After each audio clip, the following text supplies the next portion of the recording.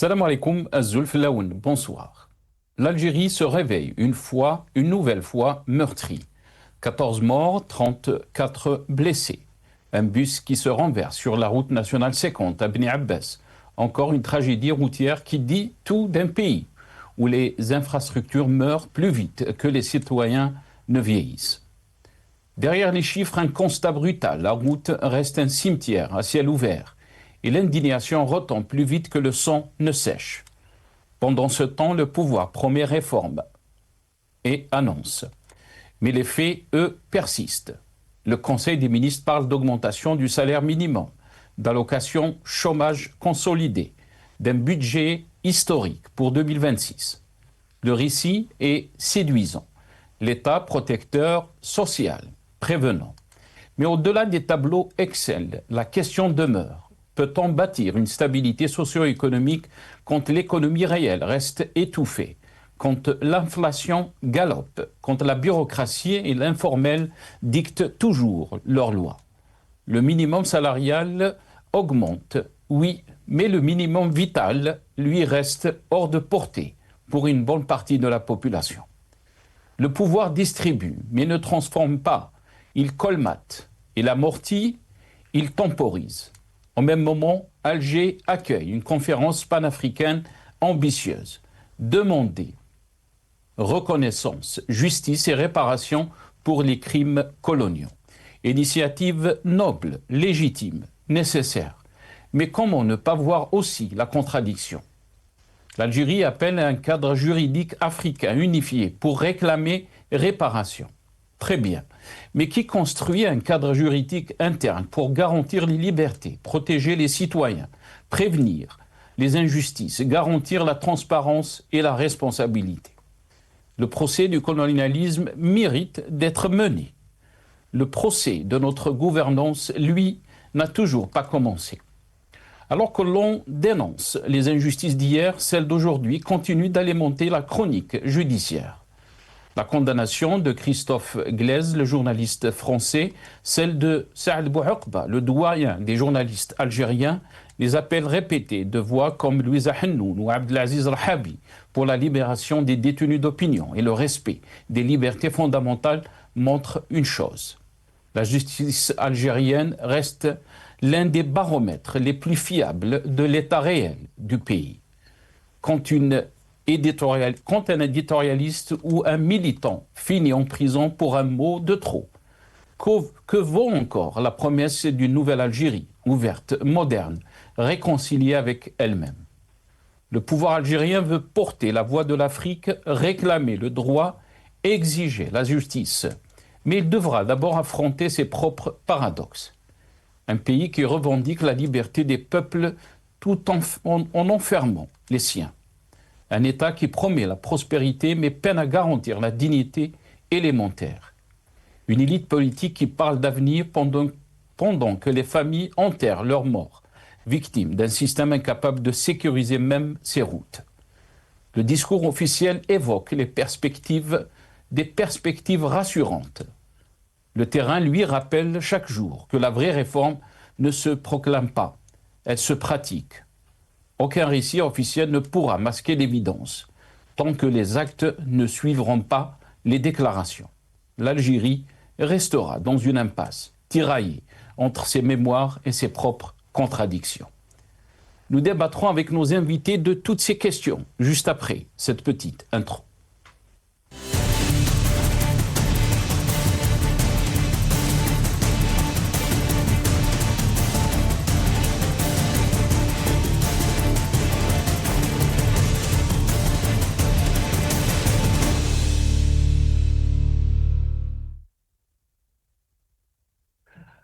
Comme chaque dimanche, donc, on va revenir sur les sujets qui ont marqué l'actualité de notre pays ou les thèmes qui ont marqué l'actualité de notre pays pendant cette semaine. Rétro-info de la semaine, comme vous avez l'habitude, bien sûr, on va revenir, vous l'avez entendu dans cette petite introduction, sur cet accident routier qui a fait presque 14 morts.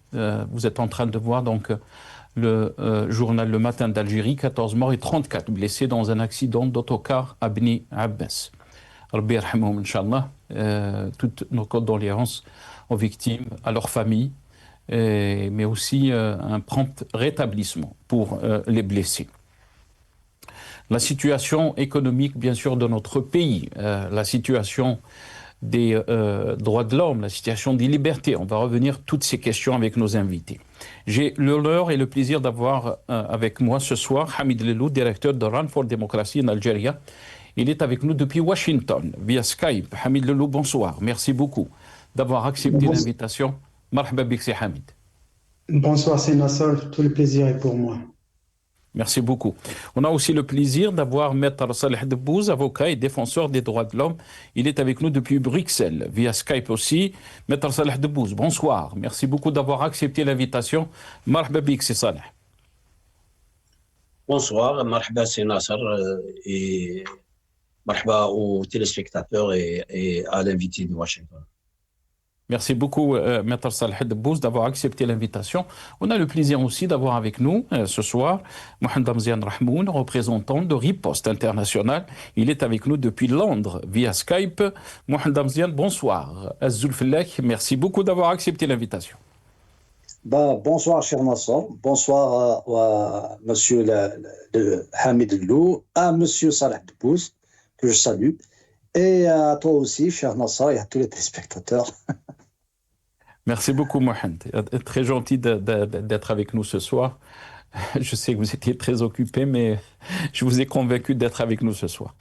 On va revenir sur des questions, bien sûr, très sérieuses concernant notre pays. D'abord, vous avez vu cet accident qui a fait presque donc 14 morts et plus de 30 blessés. D'abord, on va commencer avec cette nouvelle terrible, qui s'ajoute aux accidents de route que connaît notre pays. On se rappelle très bien de cette tragédie du bus qui est tombé dans le Ouad el-Harrach, qui a fait plus de 18 morts.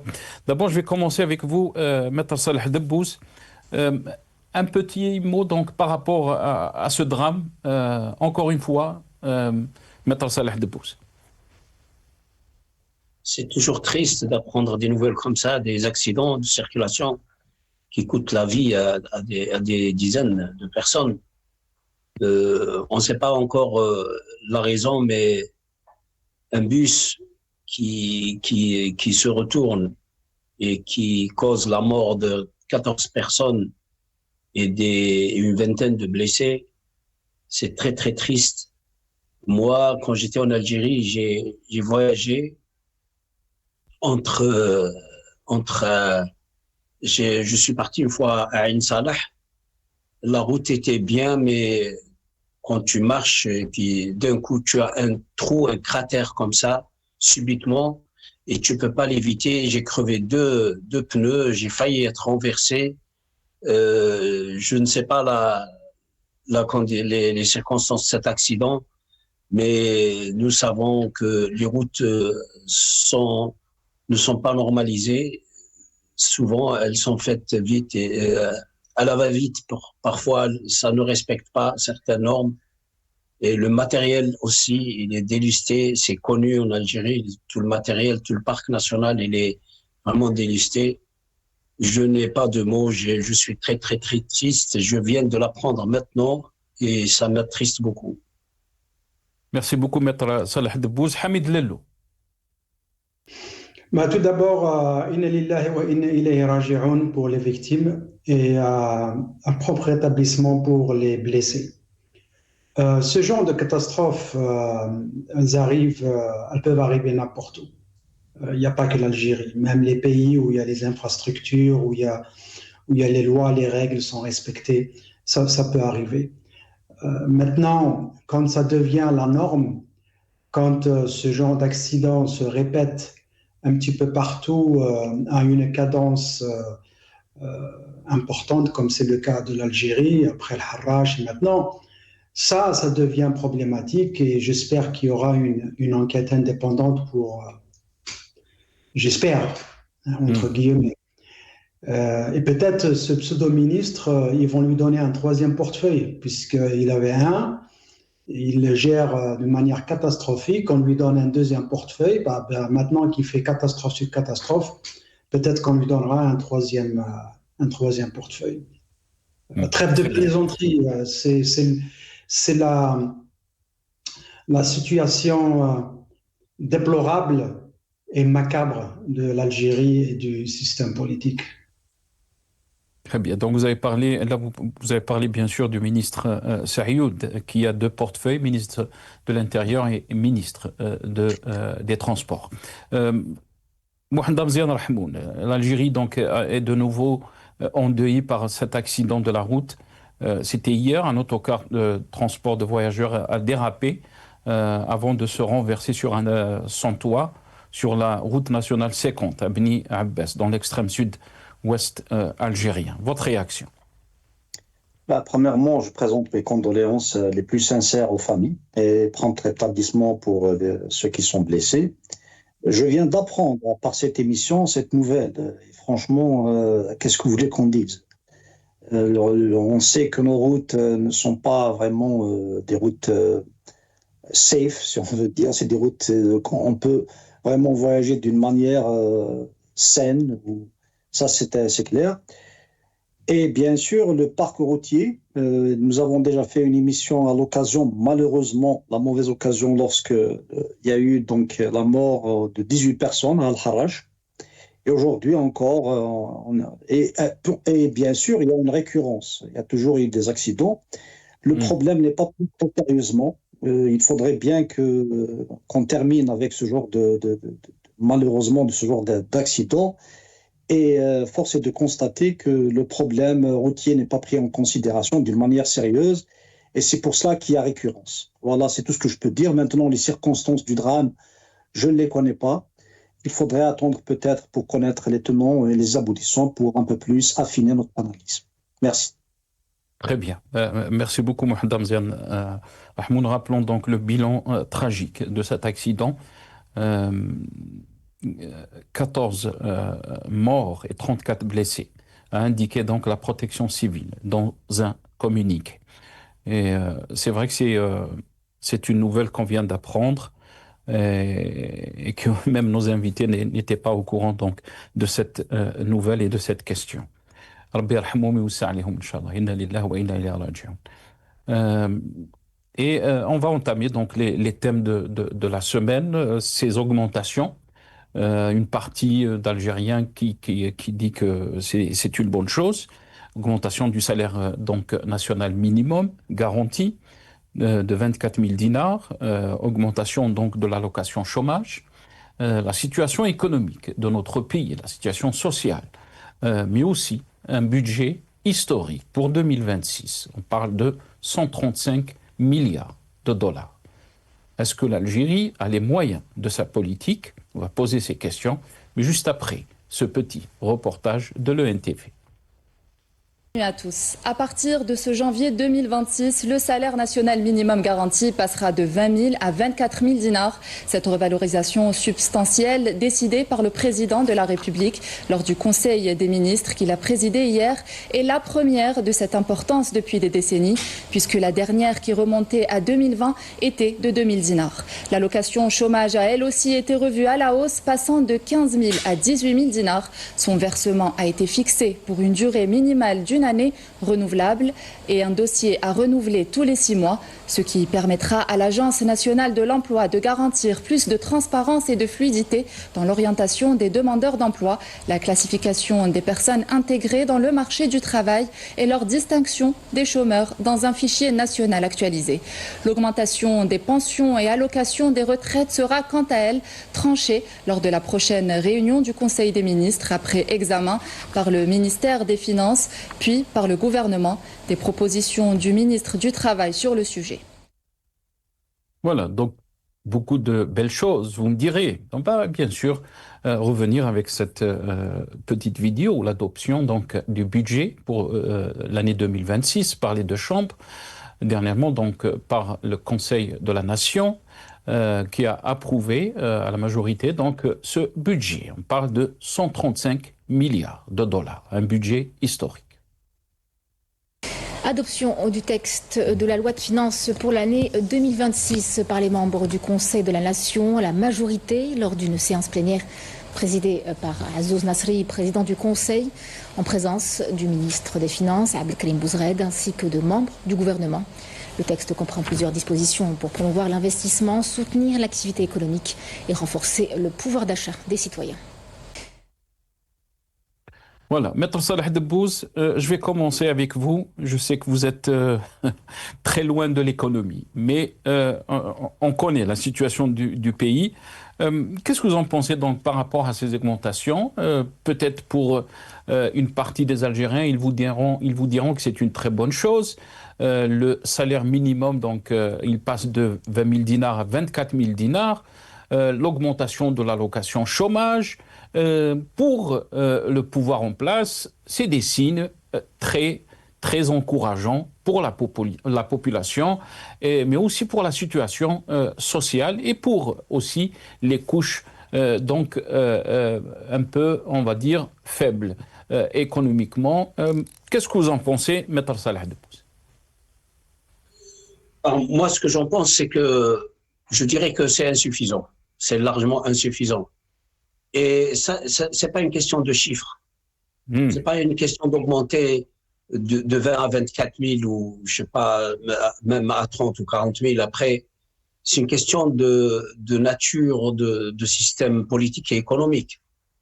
Nous avons un système économique qui dépend du système politique, qui est artificiel. Nous savons que le dinar n'a pas sa valeur du marché. C'est une valeur fixée par la Banque d'Algérie, donc par décision politique, et qui ne reflète pas sa vraie valeur et qui dépend du dopage qu'on lui administre par rapport aux ventes des hydrocarbures. Et le drame, c'est que tant que le prix des hydrocarbures baisse, la trésorerie du pays entier prend des coups et des coups très sérieux. Et nous avons déjà passé dans les années 70 et 80 par une expérience où le prix du pétrole avait chuté et on a eu une crise économique très aiguë, donc ce qui a entraîné une crise sociale et même politique par la suite, et qui nous a qui a fait des dérapages vers la violence, et donc qui a fait que le pays entier risquait la stabilité.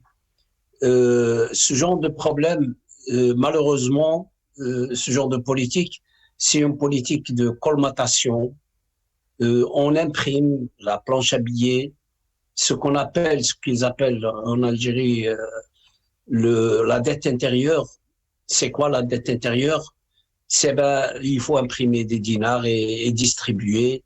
Et la valeur du dinar, si elle diminue, malgré qu'elle soit fixée officiellement, mais nous avons un marché parallèle qui donne des indices. De toutes les manières, tout ça, on est dans le bricolage et le bricolage qui risque de causer des tremblements de terre, je dirais, sur le plan social et politique et économique. On n'observe pas grand chose pour une restructuration sérieuse du domaine économique qui dépend, je le redis encore une fois, du domaine politique qui, lui, n'existe pas réellement. C'est une bureaucratie, une dictature et une bureaucratie on a l'impression qui fait c'est-à-dire qui fait de la gestion journalière. On se lève le matin et on voit s'il n'y a pas une urgence à gérer. Et puis, tant qu'il n'y a pas d'urgence, ça va. Tout le monde est plus ou moins calme, ça va. Les gens s'habituent à vivre dans des conditions difficiles, tant mieux. Et si jamais ils bougent, on va les mettre en prison. Ça, c'est vraiment malheureux. Je pense que ces augmentations sont indispensables, mais c'est pas suffisant et ce n'est pas les solutions aux problèmes structuraux de l'économie algérienne. On est très très loin de ça. Très bien, restez avec nous, Matar Salah Debbouz. Hamid Lello, qu'est-ce que vous en pensez de la situation économique de notre pays quand on entend bien sûr des déclarations pareilles, l'augmentation du salaire donc national minimum garanti, l'augmentation de l'allocation chômage, un budget la loi de finances, un budget historique pour l'année 2026. On parle de l'équivalent de 135 milliards de dollars, alors que beaucoup de spécialistes et d'observateurs économiques parlent du danger du déficit qui dépasse donc les 50%, la chute du dinar dans le marché noir, la situation, l'inflation aussi. Qu'est-ce que vous en pensez? Est-ce que l'Algérie a les moyens de sa politique économique? Tout est relatif. Est-ce qu'elle a les moyens financiers? Oui, pour le moment, parce que, comme Maître Debbouz le disait, grâce à la rente pétrolière, donc il dépense ce qui rentre, et ça, ce n'est pas très, comment dirais-je, wise. En plus de l'information que vous avez donnée sur les 135 milliards, il y a 5 ministères qui apparemment ont ratissé large. La défense, 25,4 milliards de dollars. La finance, 22 milliards. L'éducation, 13 milliards. Ministère intérieur et transport, 10 milliards. Et la santé, que 5 milliards. Donc, quand vous voyez ces chiffres, vous voyez où vont les priorités de ce régime. Maître Debbouz a touché sur des points essentiels. J'aimerais élaborer un petit peu sur le SMIC et son sens, la Banque centrale, la dette intérieure et la restructuration, parce que c'est ça le cœur du problème. Le SMIC, quand vous augmentez le SMIC et vous n'avez pas d'économie qui est productrice, à ce moment-là, qu'est-ce que vous faites? Vous encouragez de facto, vous encouragez l'économie informelle. Parce qu'en tant qu'entrepreneur, si vous me demandez d'augmenter le SMIC alors que je ne peux pas le faire parce que la production n'est pas là, je vais licencier. Si vous ne m'autorisez pas, je vais m'arranger pour que les salaires soient maquillés. Comment je maquille mes salaires? Je vais payer une partie légale et l'autre partie, ce sera sous table. Et c'est comme ça qu'on favorise l'économie informelle. Pourquoi? Parce que l'économie informelle, c'est ne pas payer de taxes. Si vous ne payez pas de taxes, donc il y a moins d'argent des taxes qui rentrent dans les codes de l'État. Alors, comment ça se passe? Vous payez plus de corruption. Ça, c'est un. La Banque centrale, quand la Banque centrale, dans les pays qui se respectent, la Banque centrale, on dit gouverneur de la Banque centrale. Donc, c'est quelqu'un qui a une autorité et une autonomie totale par rapport au gouvernement. Parce que les décisions, contrairement à ce qu'ils font, d'ailleurs, Maître Debbouz a mentionné le fait que les décisions sont politiques, la Banque centrale, ces décisions devraient être strictement financières et économiques. Les taux d'intérêt, ils ne bougent pas en fonction des décisions politiques, c'est l'économie qui décide de ces décisions. La dette intérieure, ils ont essayé d'avoir une vraie dette intérieure en Algérie. Ce n'est pas que imprimer l'argent, ça c'est une partie, mais la vraie dette intérieure, c'est de vendre des bons de trésor public. Et le régime a essayé, mais le peuple ne fait pas confiance. Le peuple ne fait pas confiance, du coup, il refuse d'acheter ces bons de trésor. Je pourrais élaborer cette question plus tard. Et enfin, la restructuration. Et là, c'est le plus gros problème. Pour le moment, la Banque mondiale et le FMI et les Chinois ne demandent pas de compte au régime algérien parce qu'il y a cette solvabilité financière. Le régime peut rembourser parce qu'il y a des rentrées de devises. Le jour où il ne pourra pas, comme ce fut le cas en 86, souvenez-vous, Chadli arrive en 1980, il commence à dépenser l'argent à droite et à gauche. Au bout de 6 ans, il se retrouve dans une situation catastrophique. Le FMI lui impose une restructuration économique et l'explosion sociale en 88.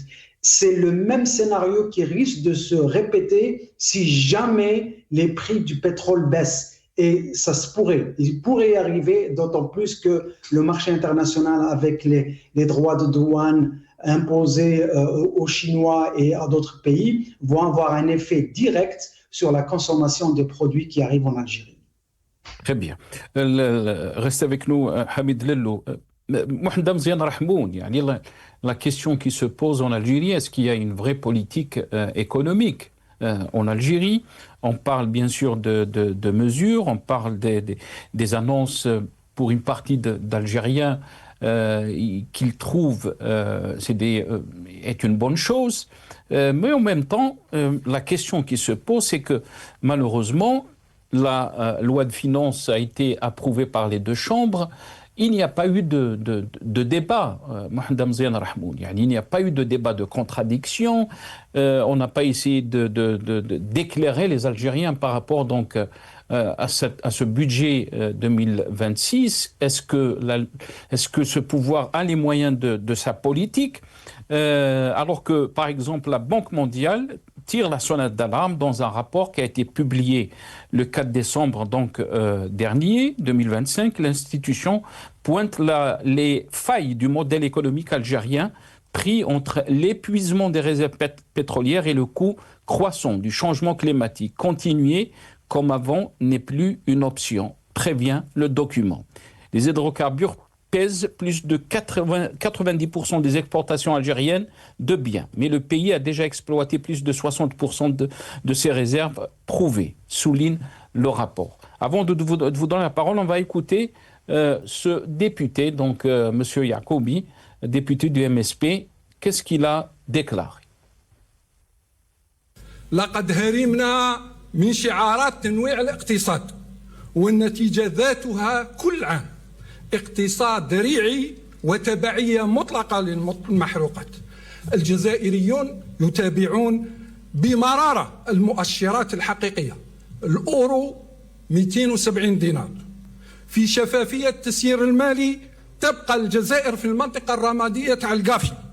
في حرية الإعلام تدحرجنا إلى المرتبة 126 عالميا. البرلمان يدخل إلى منطقة الصفراء، منطقة الإنذار، نتيجة تضييق على النواب بقرار الاتحاد البرلماني الدولي. إنها إشارات دولية على غياب الشفافية وضعف الحوكمة. Voilà, Mohamed Mzian Rahmoun, il y a un constat terrible par ce député, bien sûr, qui parle de la chute de la valeur du dinar. Il parle de 270, mais il a chuté jusqu'à 290 dans le marché noir. Votre réaction? Premièrement, le député, je pense qu'il est du MSP, il a reproduit intégralement l'argumentation que nous avons développée avec différents intervenants durant les différentes émissions, y compris le classement Reporters sans frontières de l'Algérie en termes de liberté de presse, etc. Toutefois, pour répondre à votre question, puisque vous avez cité donc la Banque mondiale, il me semble que c'est un article qui est apparu dans Maghreb émergent, n'est-ce pas? Absolument. Oui, donc il faudrait bien voir le rapport réel de la Banque mondiale, parce que pour ce qui est effectivement de la dépendance vis-à-vis des hydrocarbures, tout le monde le sait, le régime le sait, tout le monde le sait, mais pour les réserves de change, pour les réserves pétrolières ou gazières, il faudrait un petit peu de réserve parce que même les chiffres officiels, il est très difficile de les connaître. D'autant plus qu'on parle économie, l'une des choses qui caractérise le régime algérien, c'est de ne pas connaître il essaie toujours de cacher la réalité, n'est-ce pas? Parce qu'il n'y a pas de transparence et il y a une crise de confiance aussi. Donc même pour essayer de quantifier la dette intérieure, nous n'avons pas réellement un accès à cette dette intérieure. Il est très difficile de la quantifier réellement. Et puis, augmenter les salaires, ça relève de ce qu'on appelle un système rentier. Un système rentier, ça a été toujours pratiquement ainsi. Et même lorsqu'il y avait des individualités qui ont émergé dans le secteur privé, malheureusement, au gré des luttes claniques, ils ont été éliminés. Donc, cette vision d'un système rentier qui dicte les politiques, qu'ils soient économiques, etc., je pense, joue des tours. Et malheureusement, à revers de notre société qui aspire à plus de stabilité, parce que même si on augmente les salaires d'un coup, c'est un indicateur au secteur économique, ça va augmenter les prix. Et quand vous augmentez les salaires, à force de le faire, parce que ce n'est pas la première augmentation, vous allez aller dans une inflation. Donc même cette politique d'acheter la paix sociale, parce que les indicateurs, on les voit, j'ai dit dans l'une des émissions, il y a une colère sociale qui existe dans cette société. La société, maintenant, qu'on le veuille ou pas, elle est en colère, il y a trop d'injustice. Et le secteur de la justice, vous l'avez cité dans l'introduction, est l'un des secteurs les plus, je dirais, meurtris. Ben voilà, c'est un terme, c'est un adjectif que j'ai utilisé pour dire qu'il va très mal. Donc, tous ces facteurs qui s'ajoutent donc, font que la situation, le vécu des Algériens ne reflète pas les chiffres macroéconomiques. Parce que si vous allez prendre des experts proches du régime, ils peuvent utiliser les chiffres macroéconomiques tels que l'inflation de 4% ou un taux de croissance positif, etc. Mais est-ce que la réalité ou le vécu des Algériens, puisqu'à chaque fois que vous posez la question, je le dis souvent, est-ce que le vécu reflète cette embellie tant vantée par les experts proches du régime? Je dirais tout simplement non. Parce qu'il y a aussi le vécu de tout un chacun. Et si même vous augmentez les salaires, il n'y a pas vraiment beaucoup de différence. Parce que, comme j'ai dit, vous augmentez d'un coup, les prix vont augmenter de l'autre, vous engendrez une inflation, il y a la colère sociale, vous allez faire quoi? Et à ce rythme, est-ce qu'il y a comme l'a souligné donc le député, nous l'avons déjà souligné plusieurs fois, il n'y a pas de diversification réelle. Et tant qu'il n'y a pas de diversification réelle. Est-ce que cette question de diversification, Mohamed, parce que Hamid Lello a soulevé une question qui est très importante, c'est que ce qu'a vécu notre pays dans les années 80, la chute donc brutale des prix du pétrole, il est arrivé même à se vendre, je pense, à $19. On a connu après une crise économique dans 86 et on a vu après venir les événements de 88. Est-ce que vous pensez que le fait que notre économie, ce système, ce modèle économique qui est dépendant des hydrocarbures, est-ce qu'il n'y a pas un risque parce que si les prix du pétrole, par exemple, chutent, on est face à une situation qui peut être identique des années 80, de la crise économique qu'a connue notre pays dans les années 80? Il y a un double danger. Le premier danger, tu l'as soulevé, c'est le fait qu'en réellement, on souffre d'une crise structurelle qui n'a pas été solutionnée, qui a été déjà notée par Ben Bitour, par Mouloud Hamrouche, par d'autres analystes, etc. Le deuxième danger, même si les prix des hydrocarbures ne baissent pas, je vous donne par exemple des indications d'un danger. Imaginons que le problème sécuritaire au Mali va virer au rouge complètement, donc on serait obligé de mobiliser. Par exemple, regardez, un article paru de 2020, d'ailleurs, qui situe que la violence extrémiste coûte pour l'Afrique, par exemple, pour certains pays africains, je les cite, le Nigeria, la Tanzanie, la République centrafricaine, le Niger, l'Ouganda, le Kenya, l'Éthiopie, le Sénégal, le Mali, le Burkina Faso, le Tchad, le Cameroun, la Tunisie, le Maroc, la Mauritanie et la Libye, ils n'ont pas cité l'Algérie, coûtent 87 milliards de dollars chaque année. Donc, est-ce que notre économie, avec un problème sécuritaire, peut encore mobiliser des fonds? Et puisqu'on dépend des hydrocarbures, s'il y a une instabilité sur les prix, on va être dans un problème inextricable. Et comme en Algérie, il y a des personnes et des groupes, au lieu de penser que le problème est une question politique imminente, il faut changer, aller vers la transition et la transparence et l'état de droit, ils vont essayer de donner une option idéologique, ce qui mène l'Algérie vers un troisième danger que nous avons déjà vécu. Et encore, par exemple, si vous prenez l'Union européenne, le terrorisme lui coûte 180 milliards entre 2004 et 2016. Et je n'en parle pas maintenant des chiffres globaux où les États-Unis d'Amérique, bien évidemment, émettent dans la lutte des groupes, etc. Et bien sûr, c'est un autre sujet.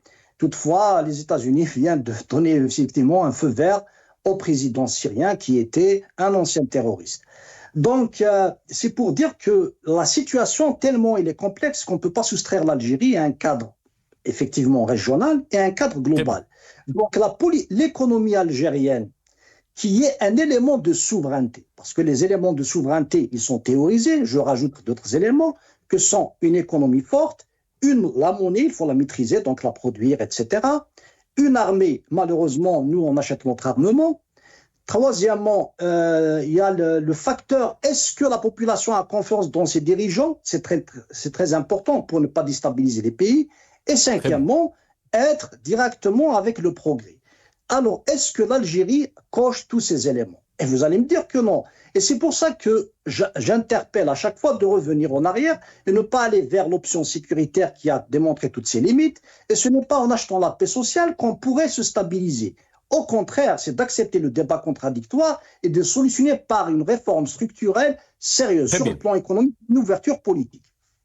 Très très bien, l'ouverture politique. Vous avez dit donc, Mohamed Amzian Rahmoun, une autre question donc qu'on va poser aussi ce soir à nos invités, c'est donc une conférence panafricaine qui a été organisée à Alger le 30 novembre et le 1er décembre. Son ambition, créer un cadre juridique africain et pérenne, qui porterait donc de façon unifiée les revendications de reconnaissance, de réparation liées à la période coloniale. Alger, donc, ce grand procès du colonialisme, comme l'a titré beaucoup de journaux algériens. On va revenir sur cette question juste après cette petite vidéo. Sanctionnée par une série de recommandations, la conférence internationale sur les crimes coloniaux en Afrique vise à rétablir la justice et à accomplir un devoir de mémoire à l'égard des victimes du colonialisme. À travers la déclaration d'Alger, les anciennes puissances coloniales sont appelées à assumer pleinement leurs responsabilités. La déclaration recommande la création d'archives numériques panafricaines, la création d'un comité panafricain de la mémoire et de la vérité historique et exhorte entre autres les États membres de l'UA à élaborer des lois modèles, des projets de convention et des analyses jurisprudentielles favorisant la reconnaissance, la criminalisation et l'engagement de poursuites pour les crimes coloniaux. Sur un autre plan, les signataires de la déclaration d'Alger mettent en avant la nécessité de réformer les systèmes éducatifs africains pour y intégrer pleinement l'histoire précoloniale, coloniale et postcoloniale et accompagner les jeunes générations dans la constitution d'une conscience historique éclairée. Il réaffirme le droit des peuples africains à la restitution inconditionnelle des ressources culturelles, y compris les artefacts, manuscrits, archives, objets sacrés et restes ancestraux dérobés pendant la période coloniale. Dans le volet économique, la déclaration d'Alger souligne l'importance de mettre en place un audit continental sur les impacts économiques du colonialisme en vue d'engager une stratégie de préparation fondée sur la justice, incluant entre autres des compensations pour les richesses pillées, l'annulation de la dette et un financement équitable du développement. Le document appelle aussi à la réforme de la gouvernance économique mondiale afin de démanteler l'héritage colonial ancré dans les institutions financières internationales et les régimes commerciaux. La déclaration d'Alger recommande également la proclamation de la journée du 30 novembre, journée africaine d'hommage aux martyrs et victimes de la traite transatlantique, de la colonisation et de l'apartheid. Elle sera soumise au sommet de l'UA de février 2026 pour examen et adoption. Maître Salah Debouche, je vais commencer avec vous cette question. Donc, cette conférence qui a été organisée à Alger, le grand procès du colonialisme pour demander donc justice et réparation. Quelle est votre lecture par rapport à ce sommet? L'Algérie était donc à l'avant-garde de ce sommet. Qu'est-ce que vous en pensez? L'avant-garde, je ne sais pas, mais elle a organisé le sommet, oui. Les autorités algériennes ont organisé ce sommet pour parler des responsabilités des régimes coloniaux envers les pays qui ont été colonisés. Et il y a eu une série de recommandations. En soi, c'est une bonne chose, mais nous avons l'habitude que l'Algérie, les autorités algériennes, à chaque fois je dois préciser qu'il s'agit des autorités algériennes, font beaucoup plus dans le maquillage et le cinéma que dans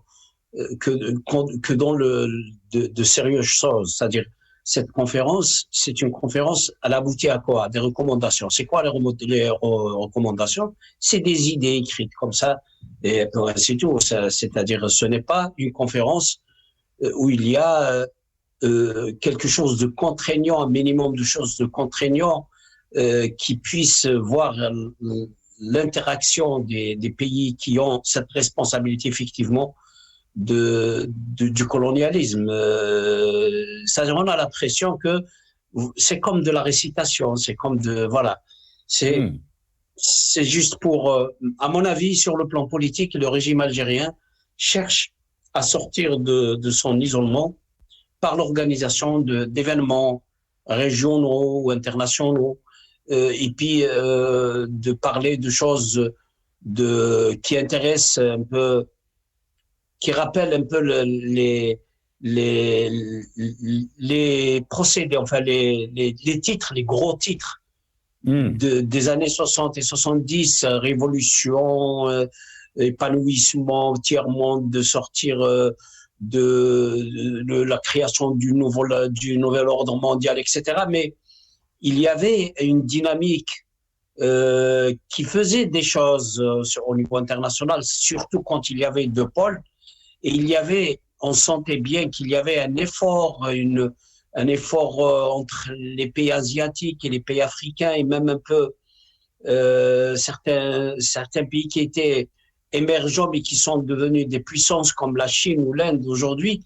Il y avait un travail sérieux dans l'intérêt des peuples du tiers-monde ou des pays qui ont subi cette injustice historique. Mais aujourd'hui, nous, concernant en tout cas le régime algérien, on a beaucoup plus l'impression qu'il cherche juste à s'inscrire comme ça dans un tableau, comme nostalgique, pour dire que voilà, on est toujours là dans les anciens thèmes.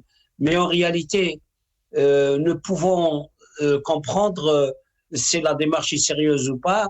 Quelqu'un qui appelle à la responsabilité des régimes coloniaux et à respecter les peuples qui ont été colonisés, il faut d'abord qu'il commence à respecter son peuple, hein, d'abord, et puis en Algérie, désolé, Maître Salah Debbouze, on parle de créer un cadre juridique, puisque vous êtes donc avocat juridique africain et pérenne, qui porterait de façon unifiée les revendications de reconnaissance et de réparation liées à la période coloniale.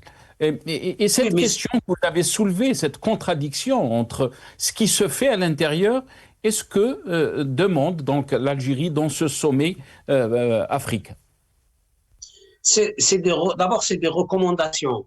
Et les recommandations, on peut en produire des pages et des pages. Ensuite, il y a une contradiction sur le plan individuel et social et collectif. C'est-à-dire, en Algérie, vous avez des groupes sociaux qui sont méprisés par le régime.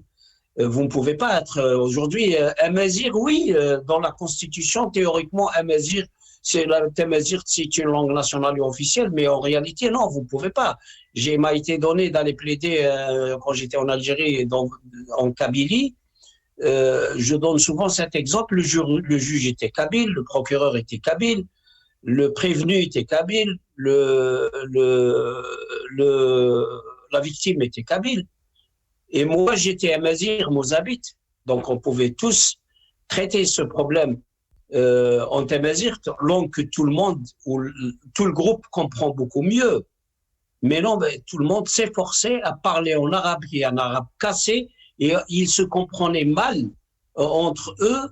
Et puis, c'est parce que c'est comme ça, c'est la loi. Alors, un régime politique qui n'a pas fait de choses sérieuses pour respecter les groupes sociaux et pour respecter les orientations culturelles et même politiques, et même à titre individuel, c'est la répression. C'est exactement les pratiques du régime colonial. Moi, il y a des gens qui étaient en prison qui m'ont dit qu'ils ont subi une torture incroyable à l'électricité il y a quelques mois de ça. Donc, il est très mal placé pour donner des... Enfin, c'est clair que l'organisation d'un tel événement est beaucoup plus... Ce n'est pas une conviction du régime algérien, beaucoup plus c'est une façon de maquiller une façade qui a besoin d'être maquillée et d'essayer de sortir d'un isolement qui commence à se sentir de plus en plus. Très bien, restez avec nous, Maître Salah Debbouze. Hamid El Lou, qu'est-ce que vous en pensez? Est-ce que c'est une bonne chose qu'Alger accueille une conférence panafricaine? On parle de grands procès du colonialisme, créer un cadre juridique africain.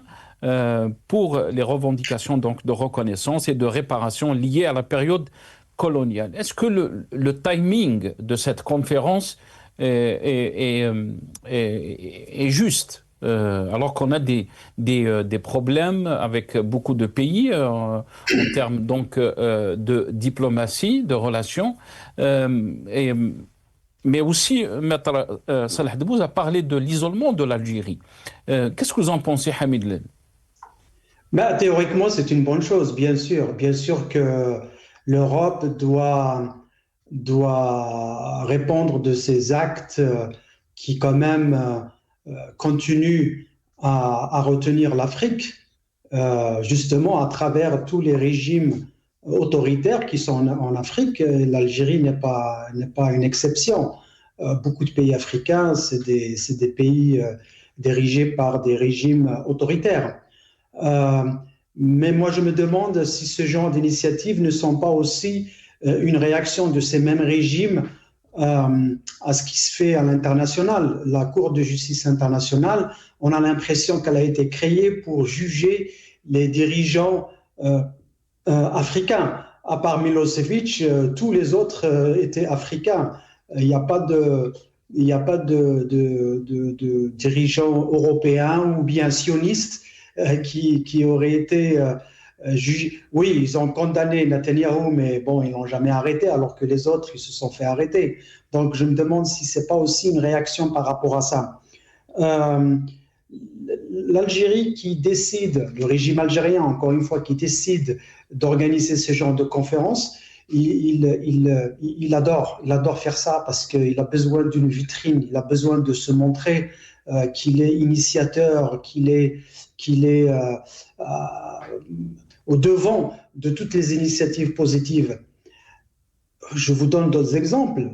Une grande conférence sur les startups, sur la technologie. Conférence, oui, mais les actes, ils sont où? Ils sont ailleurs. Est-ce que vous avez entendu des choses qui se font réellement en Algérie? Est-ce qu'ils ont créé une institution africaine qui siège en Algérie et qui fait des choses en Algérie? Non, ça se passe ailleurs. L'Éthiopie, l'Afrique du Sud, le Sénégal, mais jamais l'Algérie. Donc tout ça, ça sert de couverture, ça sert pour avoir une image. Et comme vous l'avez dit, est-ce que c'est une priorité? C'est une priorité, ça devrait se faire, mais il faut que l'Afrique se libère avant tout. Le problème de l'Afrique, c'est que le colonialisme continue de manière indirecte. C'est comme si les Européens et les autres forces internationales continuent à gérer l'Afrique, le continent africain, de manière indirecte. Et il n'y a pas que l'Algérie, la plupart des pays africains sont encore sous domination et sous influence étrangère. Très bien. Restez avec nous, Hamid Lello. Mohamed Mziane Rahmoun, votre réaction par rapport donc à cette conférence, on parle peut-être que cette demande, elle est légitime par rapport donc à la période coloniale, mais est-ce que l'Algérie peut soulever légitimement cette question quand on sait par exemple ce qui se passe à l'intérieur? Est-ce qu'il n'y a pas contradiction?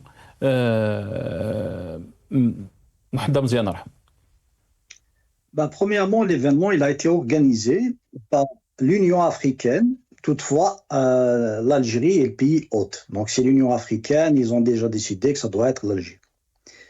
Mais ce que je note, c'est que, comme l'a dit Maître Salah Debbouz, effectivement, il y a cette volonté de casser cette idée de l'isolement. Quoique l'isolement au niveau nord-africain, il existe, mais pas entièrement toute l'Afrique. Donc, premièrement, il y a ceci. Et c'est un message fort aussi à l'autre rive de la Méditerranée. N'oublions pas que Abdelmejid Tebboune, au départ, enfin, cette équipe, au départ, ils ont essayé un tout petit peu de se légitimer en arrachant la reconnaissance des crimes coloniaux de la bouche de Macron d'une manière officielle. Ils n'ont pas pu. Et ça a donné l'effet inverse. Ça a donné la reconnaissance de la marocanité du Sahara occidental, qui aujourd'hui est toujours colonisé. Et aussi, n'oublions pas que, chose qui doit être soulevée, est-ce que les pays africains, je ne parle pas que de l'Algérie, ont changé leur mentalité, ont voulu s'accepter en tant qu'Africains, ont rompu avec l'injustice dans leur propre pays? Est-ce que les Africains veulent vivre en Afrique, ils ne veulent pas quitter l'Afrique? Ben, je pense que tout le monde connaît le constat. Il y a beaucoup d'Algériens qui partent dans des barques de fortune, certains immigrent tout simplement par des voies légales, mais il y a beaucoup d'Africains subsahariens ou un peu partout en Afrique qui voudraient coûte que coûte quitter l'Afrique. Et j'ai eu des expériences, des connaissances de personnes très instruites qui voulaient quitter l'Afrique pour des raisons simples. Il n'y a pas de justice, il n'y a pas d'avenir, etc. D'ailleurs, vous allez remarquer qu'ils demandent l'annulation de la dette et le financement du développement. Je ne vais pas commenter l'annulation de la dette, mais le financement du développement, ces pays sont riches, ils ont toutes les richesses du monde, c'est le continent le plus riche. S'il n'y avait pas des problèmes de corruption ou des personnes qui restent à vie au pouvoir, etc., pourquoi ils vont demander le financement du développement? Et encore, ils veulent étudier d'une manière assez intéressante quand même la période précoloniale dans les manuels scolaires, la période coloniale et post-coloniale. Mais est-ce que le problème, parce que j'ai suivi un universitaire de l'université qui porte un très grand nom, celui de Cheikh Anta Diop, qui est l'un des plus grands scientifiques africains du Sénégal, qui a pu déterminer avec beaucoup d'outils scientifiques la négritude d'une période de la civilisation pharaonique. Cet homme, il a parlé tout simplement aussi que le problème du colonialisme doit remonter au XVe siècle. Et moi, je dirais, est-ce qu'on doit uniquement condamner le système colonial tel que nous l'avons vécu? Et jusqu'à maintenant, tout Algérien porte les stigmates, tel qu'Aimé Césaire le dit, du colonialisme, ou allons-nous aller plus loin? Parce que quand on parle de violence, les Turcs aussi, enfin les Ottomans, pardon, ont fait beaucoup d'âpreté. Il y a eu des viols, il y a eu des femmes qui ont été mises comme servantes sexuelles, il y avait beaucoup de phénomènes, et pas que les Turcs. N'oublions pas aussi les périodes des conquêtes arabes. Il y a eu combien de femmes qui ont été envoyées à Damas, sur Nakhassa, etc. Donc il y a un phénomène, je dirais, qui ne doit pas être restreint dans le temps et l'espace uniquement. On doit étudier parce que le résultat que nous sommes en train de vivre, s'il y a des siècles, les pays nord-africains ont trop subi. Et le colonialisme français, c'est le plus parmi tout ce que nous avons subi qui a été le plus barbare parmi tous. Mais nous avons subi. Et le résultat actuel, c'est le fruit de siècles. Et même dans notre conception du politique, n'oublions pas. Nous avons hérité d'un système colonial, nous avons appliqué le jacobinisme, alors qu'il fallait accepter la différence et surtout la matrice émazigh dans le cas de l'Algérie, qui est la matrice la plus majoritaire, avec les Chaouis, les Kabyles, les Mouzabites, les Chelouh et les Touaregs, nous sommes majoritaires. Mais on dit que nous sommes minoritaires, vous avez vu. Et donc, c'est tout ça qu'il faut se poser la question pour que le travail soit sérieux. Et bien sûr, je dis que c'est une très bonne initiative parce qu'à ce jour, si la France reconnaît ses crimes en Algérie, ça serait bien, mais pas de cette manière. C'est parce que je pense que les résultats, comme peut-être on va les connaître après, la stratégie Afrique. Ok, on va continuer après. Merci beaucoup, Mohamed. Désolé parce qu'on doit prendre un petit break. On est arrivé donc à la fin de cette première partie donc, de notre émission. On va prendre un petit break. On va revenir sur d'autres questions qui ont marqué l'actualité de cette semaine. La condamnation du journaliste français Christophe Glaise, la condamnation aussi du journaliste doyen Saad Bouhoukba, la question des libertés en Algérie et les perspectives. Restez avec nous.